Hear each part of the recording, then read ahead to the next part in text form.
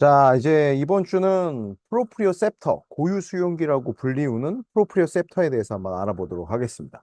일단 여러분들 이 고유 수용기를 듣기에 앞서서 항상 말씀드리면 먼저 프로프리오셉션에 대한 뉘앙스, 정의가 머릿속에 정리가 안 된다.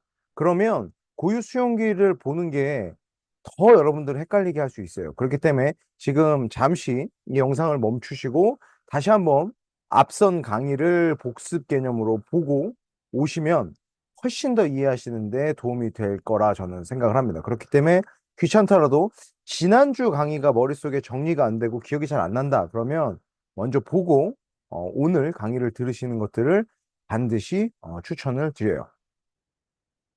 자, 고유 수용기라는 거를 알아보기에 앞서서 여러분들과 이런 얘기를 해보고 싶은 거예요. 그럼 과연 프로프리오셉터라고 부르는 고유 수용기라는 건 뭐냐라는 거죠. 이랬을 때 제가 여러분들한테 드리고 싶은 질문은 이겁니다. 그러면 앞에서 고유 수용 감각이라는 게 우리 몸이 비전 정보 없이도 어디에 있고 어떻게 움직이는지를 알 수 있는 인지력이라고 얘기를 했죠. 그러면 고유 수용기라고 하면 이런 우리의 위치나 움직임을 알아챌 수 있는 리셉터, 수용기가 있다라는 것처럼 들리게 된다는 거예요. 뭐 통증 수용기라는 통각 수용기라는 게 마치 통증을 인지하는 수용기인 것처럼 우리가 잘못 알고 있다라고 이제 와서는 이게 많이 올바른 방향으로 이해가 돼가고 있죠. 이거와 마찬가지로 고유 수용기라는 이 명명이 여러분들한테 어떠한 뉘앙스를 주냐면, 고유 수용 감각이 우리 몸의 위치를 알 수 있는 능력이잖아. 알아채는 그 감각이잖아. 그러니까 고유 수용기라는 거는 우리 몸의 위치나 우리의 움직임을 센싱할 수 있는, 느낄 수 있는, 알아챌 수 있는 감각기, 수용기, 리셉터가 있구나. 라고 생각하게 된다는 겁니다. 그럼 제가 여러분들 드리고 싶은 말씀은 그럼 과연 우리 몸에 이러한 리셉터, 고유 수용기가 있냐 없냐라는 거죠. 자, 어떻게 생각하세요, 여러분들? 있을까요, 없을까요? 없습니다. 없어요. 제가 지난 시간에 말씀을 드렸죠. 모든 우리가 뭐다라고 느끼는 거, 필링은 여기에 동반되는 모든 정보들을 분석하고 통합해서 이거다라고 판단을 내린다라는 거죠. 그렇기 때문에 모든 정보를 다 활용하는 거지, 맛을 알아챌 수 있는, 이게 콜라다라고 알아챌 수 있는 미각 센서는 존재하지. 물론 미각 센서는 있지만 콜라다라는 것들을 판단하는 데 있어서 미각으로만 들어오는 정보를 활용하지 않는다라는 거예요. 상당히 콜라를 먹었을 때 발생되는 모든 정보에 대한, 예를 들면 뭐 촉각도 있을 거예요. 비전 정보도 있을 거고 후각도 있을 겁니다. 뭐 상당히 여러 가지 정보들이 있을 거예요. 뭐 탄산이 많다라고 하면 청각 정보도 있을 거고요. 이런 모든 정보들을 활용해서 콜라다라는 판단을 내리는 거지, 미각으로 콜라를 알아챌 수 있는 감각은 존재하지 않는다라는 거예요. 움직임, 고유 수용기도 마찬가지입니다. 우리의 움직임이나 우리의 위치는 어, 이 정보만 갖고 우리가 어디에 있어, 어떻게 움직여 라고 알아챌 수 있는 게 아니라 우리가 어디에 있건 어떤 움직임을 하건 발생되는 모든 정보들을 수용해서 판단하고 분석하는 결과가 고유 수용 감각이고, 이때 동원되는 수용기들의 그룹을 고유 수용기라고 부르는 거죠. 그래서 이 부분에 대해서 여러분들이 다시 한번 좀 고민을 해보셔야 돼요. 제가 뒤에서 다시 한번 정리를 해드릴 거예요. 그러면 비슷한 질문이지만 고유 수용만을 위한 수용기가 존재하는가라는 거예요.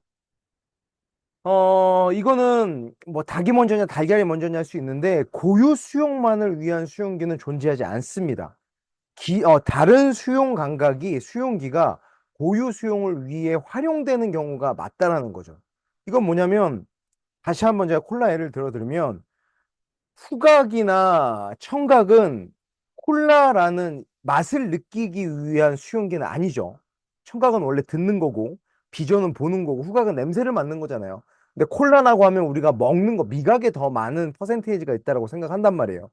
하지만 콜라라는 걸 알아채기 위해서는 청각도 필요하고 비전도 필요하고 시각도 필요하고 후각도 필요하다라는 겁니다. 그러니까 이런 식으로 우리 몸이 어떻게 있고 어떻게 움직이는지를 알아채기 위해서는 상당히 많은 감각 정보들이 필요한다라는 겁니다.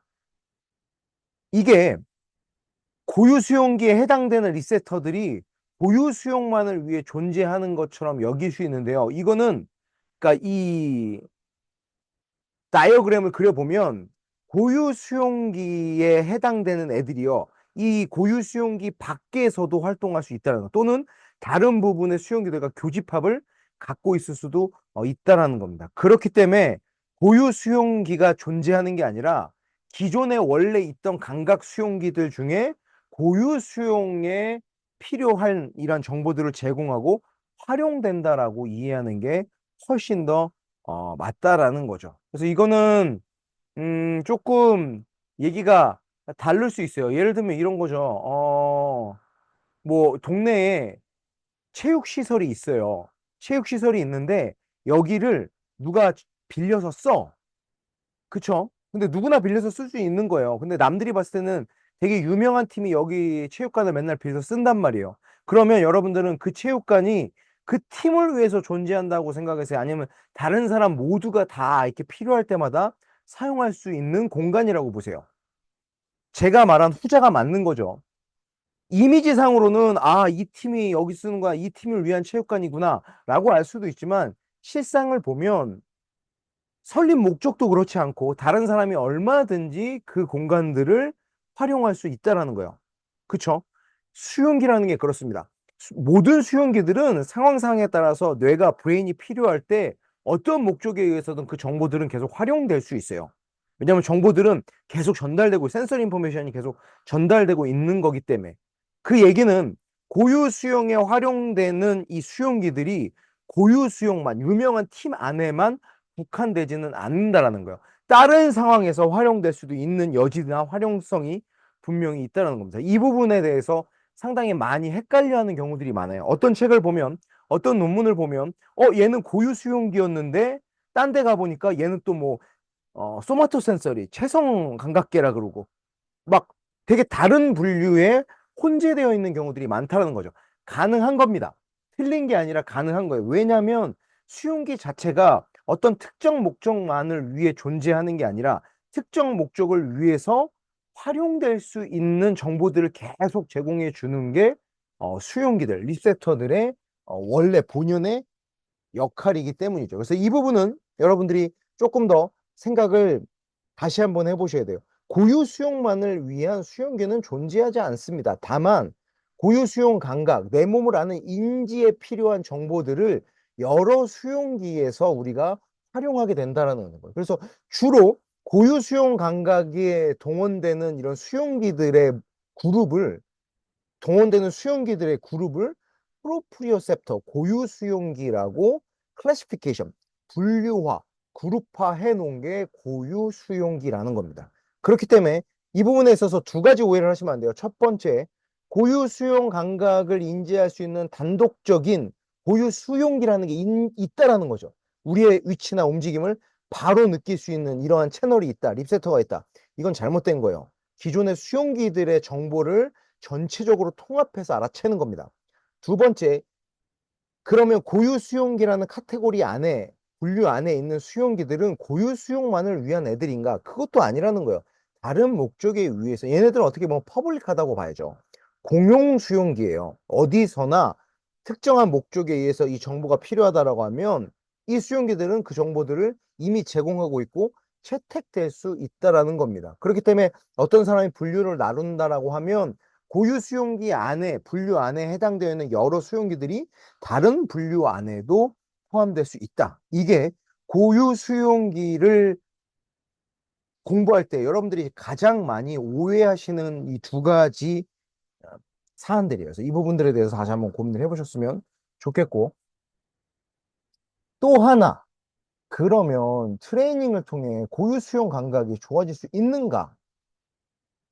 라는 고민을 해봐야겠죠. 왜냐면 고유 수용을 아무리 공부해봤자 이게 트레이닝에 효과가 없다라고 하면 우리 뭐하러 공부하겠어요? 우리 운동시키는 사람이잖아요. 운동시키려고, 운동시키는데 조금 더 좋은 아이디어 얻으려고 공부를 하는 건데, 트레이닝을 통해서 고유 수용 감각이 좋아지지 않는다. 라고 하면 트레이닝을 시켜줄 필요가 없겠죠. 이 질문에 대해서는 좋아집니다. 다만, 어떻게 훈련시켜야지 고유 수용 감각을 위한 거냐라는 건 조금 다른 얘기예요. 지금 우리가 많이 하고 있는 다음 주에 다룰 내용이지만 고유 수용이 풍부한 환경에서의 훈련들은 실제로 보면 우리의 고유 수용 감각과는 큰 연계가 떨어지는 경우들이 많아요. 그래서 이 부분만 여러분들이 올바로 이해하고 트레이닝에 잘 접목시키신다라고 하면 고유 수용 감각은 훈련을 통해서 상당 부분 좋아질 수 있어요. 근데 이 좋아진다는 의미도 뛰어나진다라는 게 아니라 조금 벗어나 있거나 0점이 흐트러져 있는 것들을 다시 어레이지먼트 시켜줘야 된다고, 그러니까 다 조율해주는 개념이라고 보시는 게 맞습니다. 그래서 향상되거나 스트렝스닝, 인핸스 되거나 스트렝스 되는 느낌이 아니라 우리가 잘못 알고 있던 인지나 조금 틀어져 있던 이런 0점들이 다시 조율되는 효과는 분명히 있다. 이게 고유수용 트레이닝의 가장 큰 매력이자 장점이라고 할 수 있겠죠. 그래서 어쨌든 강화나 이런 개념은 아니지만 분명히 좋아질 수 있어요. 그게 왜 중요하냐?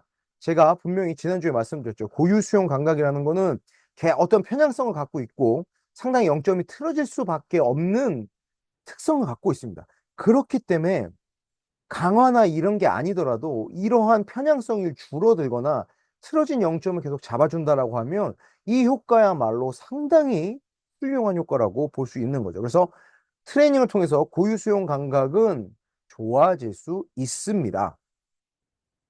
자, 그럼 이제 가장 큰 문제가 뭐냐? 왜 우리가 고유 수용기를 자꾸 헷갈리느냐? 고유 수용기는 리셉터의 네임이 아니에요. 리셉터의 이름이 아닙니다. 뭐냐면 리셉터 그룹의 분류예요.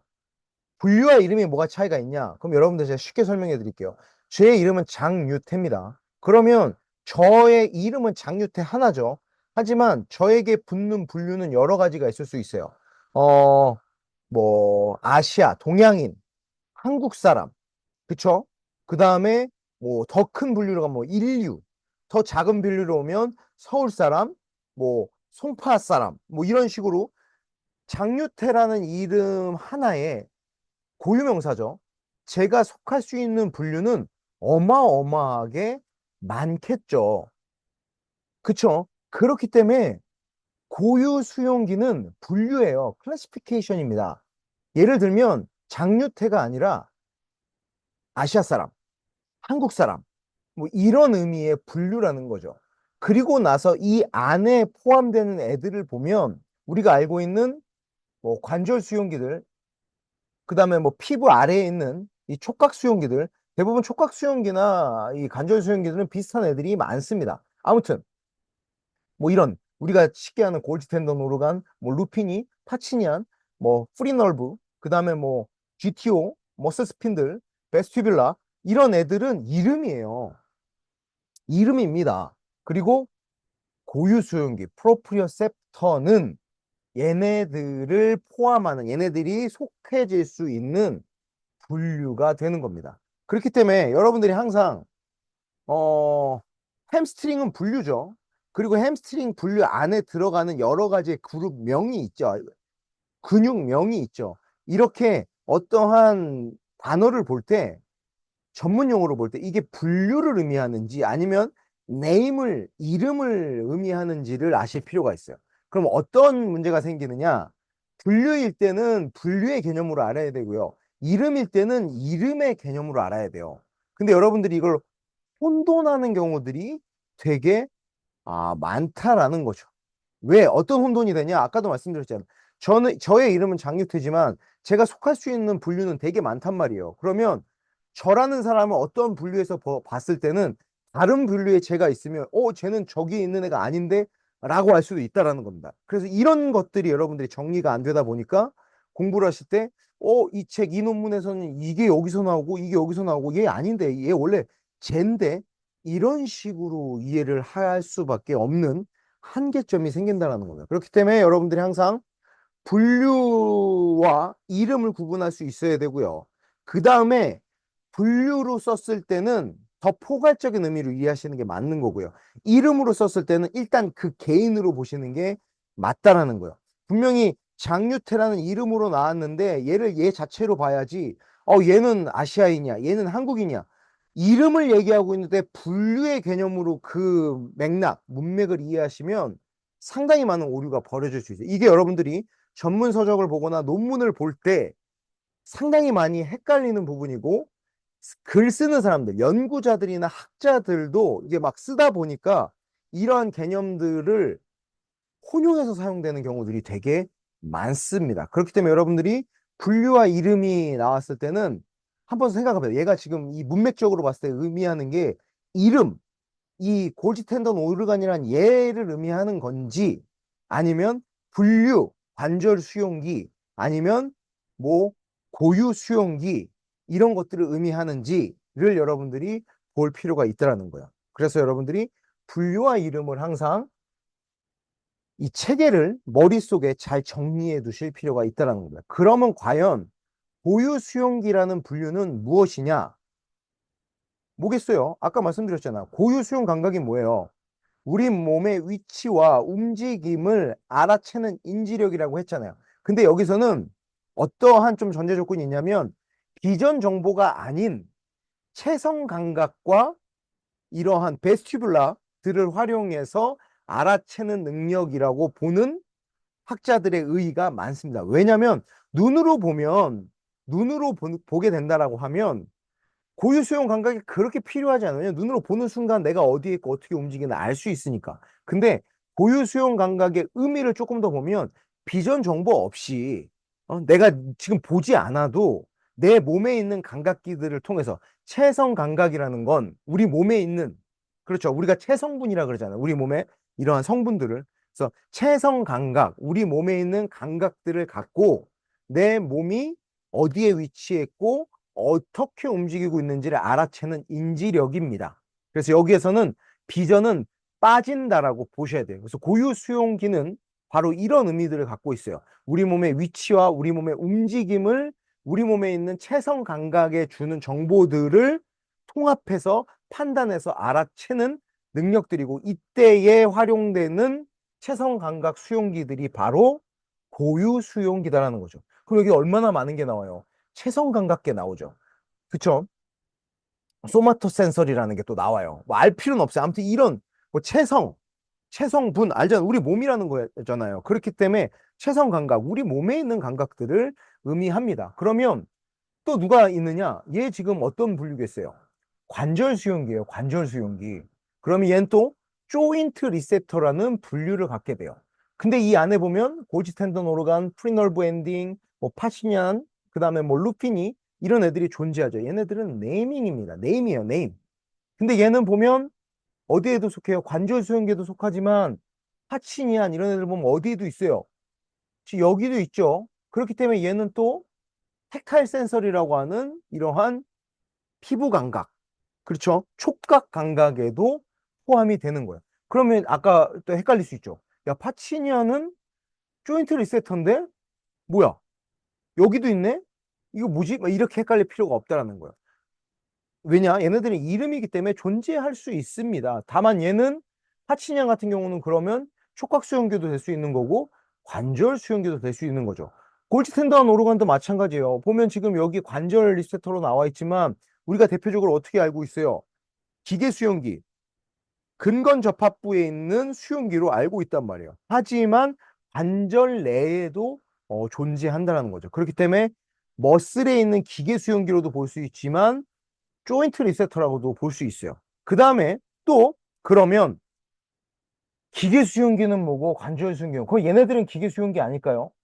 지금 보면 조인트 리셉터랑 예 촉각 수용기들은 기계 수용기가 아닐까요? 기계 수용기가 맞습니다. 왜냐하면 기계는 어떤 분류냐면 자극의 스타일이에요. 타입이에요. 기계, 메커니컬한 거죠. 그러니까 건든다라는 거예요. 건든다라는 거. 그렇기 때문에 어쨌든 얘도 건드리는 센싱이고 얘도 어쨌든 건드리는 센싱이고 얘도 건드리는 센싱이란 말이에요. 뭔가 기계적으로 물리적으로 어떠한 이게 발생되는 거잖아요. 그렇기 때문에 기계 수용기입니다. 그래서 이런 질문 할 필요가 없는 거예요. 야, 기계 수용기는 머슬 스핀들과 GTO만 있지. 라고 생각할 필요가 없는. 기계적인 자극에 반응하는 수용기들.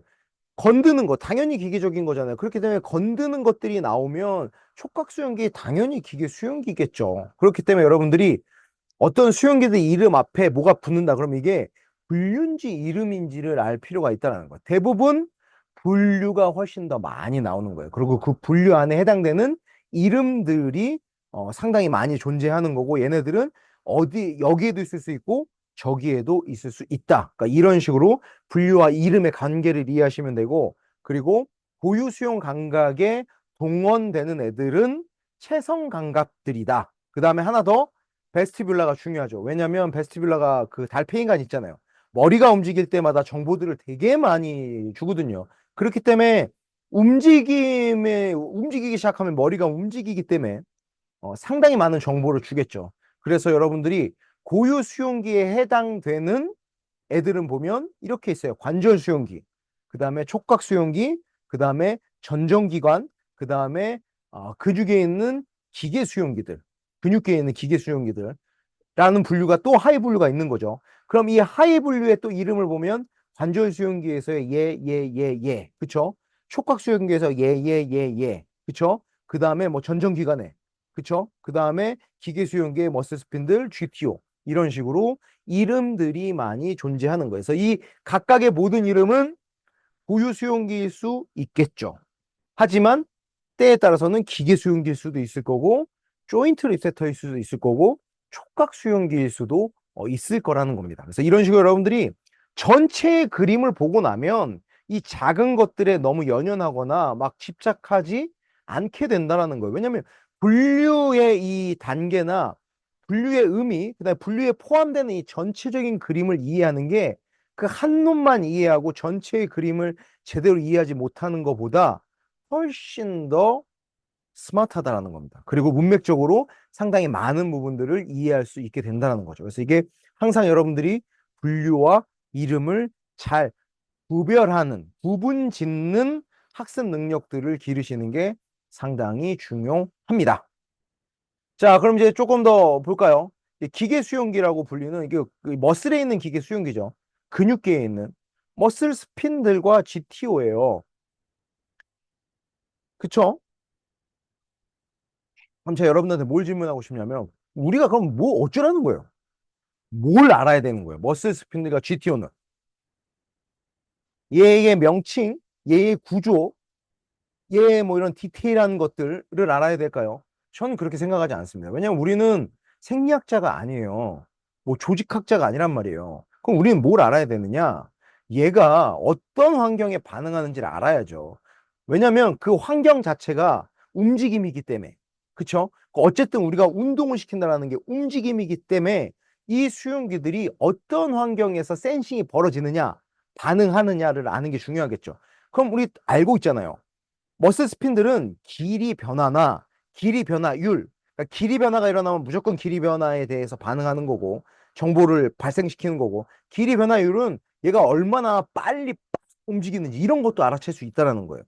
그쵸? 그래서 머슬 스핀들은 그러한 환경에 센싱을 한대요. 그쵸? GTO는 뭐예요? 텐션. 긴장감들이 계속 주어지거나 바뀌거나 긴장감에 대한 센싱이 계속 일어나는 겁니다. 그래서 이런 식으로 여러분들이 우리가 근육계에서는 길이나 길이 변화율, 그 다음에 텐션의 변화 또는 이런 텐션의 정도들을 계속 인지하는 센싱들이 있구나라고 하시면 되는 거예요. 그래서 근육을 트레이닝한다 그러면 텐션을 줄 필요도 있고 길이 변화도 줄 필요가 있겠죠.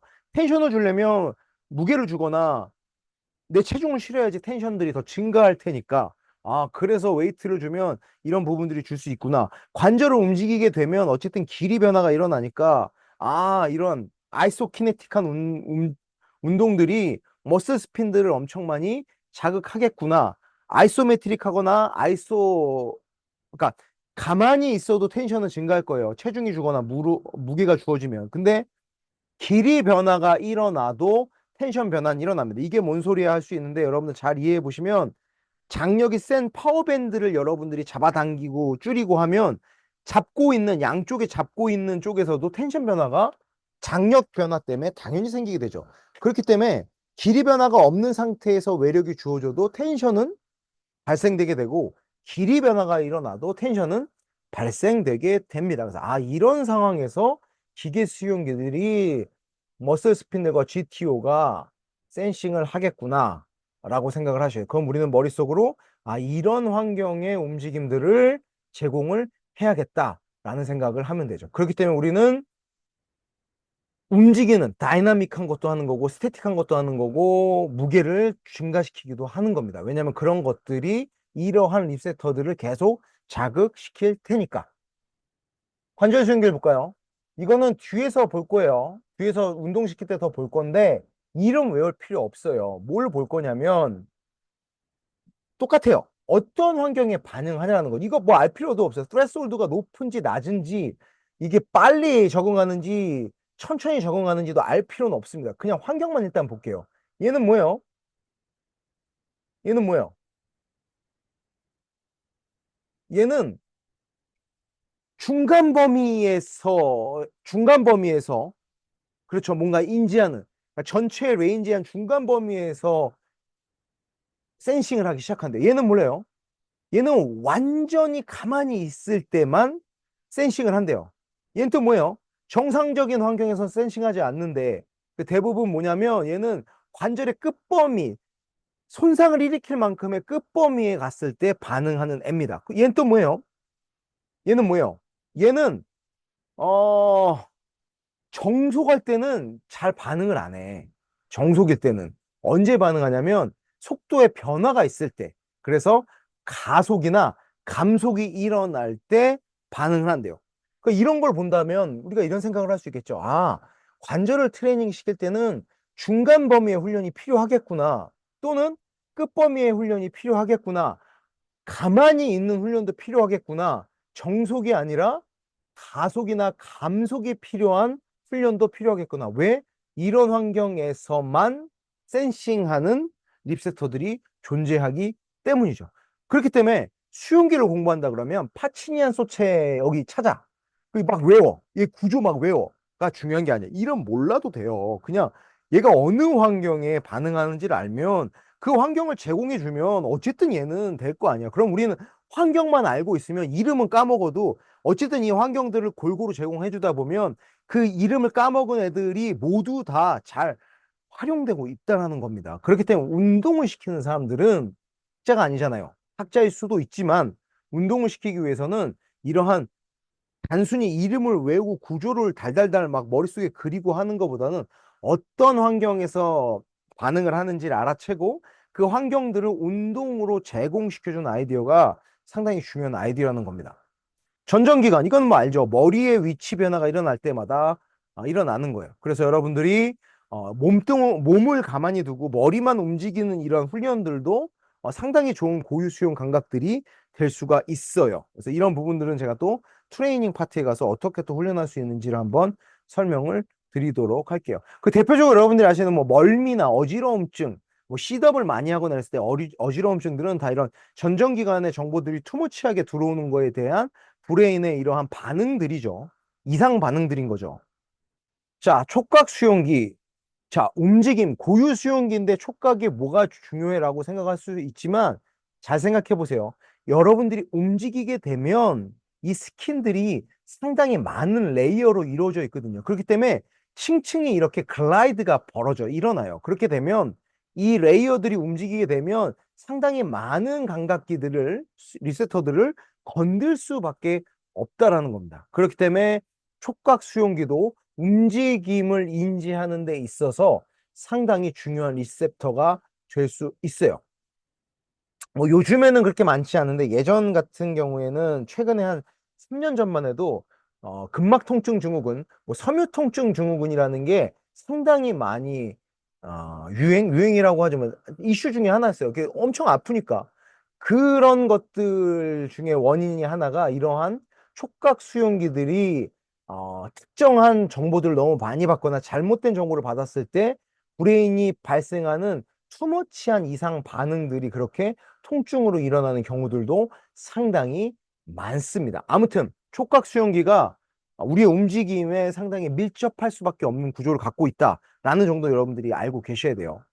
자, 그러면 앞에서 봤죠? 프로프리어셉션이 뭐라 그랬어요? 나에 대한 인지력이라 그랬잖아요. 근데 조금 더 면밀히 말하면 뭐라 그랬어요? 나의 위치나 나의 움직임을 알아챌 수 있는 나의 인지력. 뭐를 통해서? 인테로셉터들을 통해서. 외부 수용기들이 아니라 내부 수용기들을 통해서. 그럼 봤을 때 이 내부 수용기들을 통틀어서 뭐라고 하는 거예요? 고유 수용기라고 부르는 거고, 보면 머슬에 붙어 있던 기계 수용기들, 텐던하고 조인트에 붙어 있던 관절 수용기들, 그쵸? 그 다음에 피부에 붙어 있던 촉각 수용기들, 피부 아래에 붙어 있던, 그 다음에 귀 안에 있는 베스티뷸라들. 얘네들이 이제 고유 수용기가 되는 거고, 이 분류들이 되는 거고, 아까 봤던 얘네들, 지금 흐리게 보이는 그림에 있는 얘네들이 이제 네임, 명명이 되는 거겠죠. 그렇기 때문에 여러분들이 이 사진 한 장이면 고유 수용기가 뭐다라는 게 딱 정리가 돼요. 이제는 프로프리오셉션 이거지. 나에 대한 인지력. 근데 뭐 여기는 빠져 있지만 나의 위치나 나의 움직임을 비전 정보 없이도 알아챌 수 있는 인지력. 뭐를 활용해서 내부 수용기들 누군데 근육 뭐 얘네들에 있는 애들 수용기들이죠. 그래서 명명을 보면 뭐 얘네들이에요. 분류들을 보면 뭐 관절 수용기, 촉각 수용기 이런 분류들이 있을 거고요. 그래서 이 사진 한 장이 머릿속에 딱 정리가 된다. 그러면 여러분들이 고유 수용기에 대한 전체적인 흐름을 완벽하게 잡았다라고 볼 수 있습니다. 그래서 이런 식으로 여러분들이 고유 수용기를 이해하시면 앞으로 공부하시는데 또는 앞으로 어떠한 트레이닝에 있어서 이런 전문 지식들을 활용하시는데 상당히 큰 도움이 될 수 있을 겁니다. 자, 다시 한번 말씀드려요. 그러면 고유 수용기를 왜 공부해야 하는가라는 거예요. 저는 딱 두 가지 단어로 대답을 하고 싶어요. 커뮤니케이션과 익스피리언스, 그러니까 소통과 경험입니다. 이거는 소통은 뭐냐면 여러분들이 이렇게 연락을 자주 주고받지 않은 애들하고는 연락을 뭐 각 해도 소통하기가 어렵죠. 근데 매일 자주 소통하는 애들은 연락을 딱 해도 그런 의미 전달을 하기가 되게 쉬워요. 마찬가지입니다. 이 특정 수용기들과 브레인이 자주 소통을 하게 되면 브레인의 이러한 판단이나 반응이 퀄리티가 되게 좋을 수밖에 없다는 거예요. 하지만 이 브레인이 이 정보, 이 수용기가 주는 정보랑 커뮤니케이션을 안 했어. 그럼 다시 한번 생각해 보면 이 리셉터가 얘한테 정보를 주지 않는 이유는 뭘까요? 아까 말했잖아요.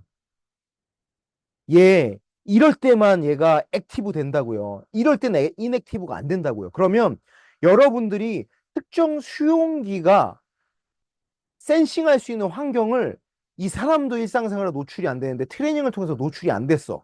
그러면 그 수용기는 센싱이 되지 않고 그렇기 때문에 그 수용기는 정보를 브레인한테 줄 수 없다라는 거예요. 근데 그 상황에서 얘가 갑자기 뭔가 일을 해야 되거나 뭔가 위급한 상황인데 이 환경이 포함돼. 이 리세터가 센싱한 환경이 포함이 돼요. 그럼 얘가 이제 센싱을 일으킬 거고 정보를 브레인한테 주겠죠. 근데 이거는 해도 너무 오랜만에 연락이 온 정보야. 그렇기 때문에 브레인에서는 올바르게 판단하거나 빠르게 반응하기가 어렵다라는 겁니다. 그렇기 때문에 아까 립셉터들을 봤죠? 립셉터들이 센싱하는 모든 환경들 우리가 다 알아놓고요. 내가 시키는 트레이닝 환경이 이 모든 립셉터들의 환경들을 골고루 포함하고 있게 된다라고 하면 이 사람은 고유 수용 이런 환경들이 되게 풍부해지는 겁니다. 이거는 불안정한 거랑은 완전 다른 거예요. 밸런스랑은 완전히 다른 거예요. 밸런스가 그 중에 하나에 포함되는 거지 밸런스 불안정한 트레이닝 하나만으로는 이 모든 수용기들의 센싱 환경들을 충족시킬 수 없다라는 겁니다. 그래서 그런 부분들을 여러분들이 고민을 하시면 고유 수용기에 포함되는 이 모든 수용기의 센싱 환경들을 내가 잘 알아두고 내 트레이닝에 이 환경들을 두루두루 잘 노출시키게끔 해봐야겠구나. 그래서 뇌랑 계속 소통이 끊기지 않게 너무 소원해지지 않게 너무 뜸하지 않게끔 잘 유지를 시켜줘야겠구나. 라는 아이디어가 필요하다는 거예요. 경험은 뭐냐? 비슷한 거죠. 고기도 먹어본 놈이 잘 먹습니다. 정보도 많이 받아본 쪽 정보들을 브레인이 잘 취급하는 거예요. 그래서 비슷한 얘기인 거예요. 커뮤니케이션이나 익스피리언스들은 어쨌든 이 해당 센서가, 리셉터가, 수용기가 브레인과 인포메이션을 주고받고를 자주 소통하고 자주 경험하게 된다라고 하면 우리의 반응은 퀄리티가 좋아질 수밖에 없다라는 거예요. 그래서 고유 수용기를 어떻게 활용하느냐 이런 겁니다. 아까 봤던 고유 수용기들의 센싱 환경도 우리가 쫙 알아놓고 소통과 경험을 트레이닝을 통해서 제공을 시켜 주는 거죠. 이게 바로 프로프리오셉터를 우리가 공부해야 되는 이유죠. 그럼 프로프리오셉터 뭘 공부해야 돼? 이거 이해하고 그 다음에 아까 말한 것처럼 이 각각의 센싱하는 환경들을 우리가 이해해 놓으면 이제 그거를 내 트레이닝에 녹여만 내면 되는 거잖아요. 그러면 이 환경을 내가 알고 트레이닝에서 이거를 녹여내야겠다라고만 알면 이름은 싹 까먹어도 구조는 기억이 안 나도 우리랑은 전혀 상관이 없다라는 겁니다. 하지만 여러분들 거꾸로 공부를 한다는 거예요. 현장에는 적용을 하지 못하거나 잘못 적용하고 있는데 이름만 외우려고 그러고 구조만 막 달달달 그리려 그러는데 저는 그거는 앞뒤가 바뀐 우리 씬에서는요. 운동을 시키는 사람 입장에서는 좀 앞뒤가 바뀐 노력들이 아닌가 접근들이 아닌가라는 생각들을 하게 됩니다. 그래서 이번 강의는 여기까지고요. 이제 다음 강의는 트레이닝을 여러분들께 한번 그럼 어떻게 트레이닝을 시켜야 돼? 어떤 환경들을 노출시켜야 되는지에 대해서 여러분들과 한번 나눠보도록 할게요. 아시겠죠? 그래서 한번 잘 보시고 고유 수용에 대한 올바른 조금 더 포괄적인 전반적인 이해를 하시는 데 있어서 많은 도움이 되셨으면 좋겠어요. 고생하셨습니다.